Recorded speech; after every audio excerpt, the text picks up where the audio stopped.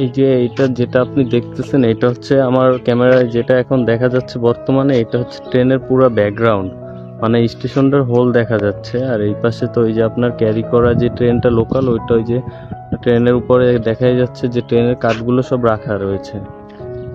আর এটা হচ্ছে ট্রেন স্টেশনের অপর প্রান্ত। দেন যে মানে ঢাকা থেকে ট্রেনটা যে লাইনে আর কি ঢোকে পদ্মা সেতু পার হয়ে, দেন হচ্ছে এটার ভিতরে প্রবেশ আবার নিষেধ আছে, অনুপ্রবেশ নিষেধ। ওই যে ওখানে ব্যানার দেওয়াই আছে, নিচে আমি একটু দেখাচ্ছি আপনাদের। এই যে এই যে ড্রেজার গাড়িগুলো সব রয়েছে, ইট বালি খোয়া সবই আছে। স্টেশনের কাজ চলতেছে, সংরক্ষণের কাজ চলতেছে। স্টেশনে দাঁড়িয়ে থাকতে থাকতে হঠাৎ একটা কথা মনে পড়ে গেল, জীবন আমাদেরকে বাঁচতে সুযোগ দেয়, তো বাঁচার অনেক সুযোগ দেয়, কিন্তু আমাদের সেই সুযোগ হাতে করে নিতে হবে গুছিয়ে। সুযোগটা কখনো হাতছাড়া করা যাবে না, সময়ের মূল্য সবাইকে দিতে হবে।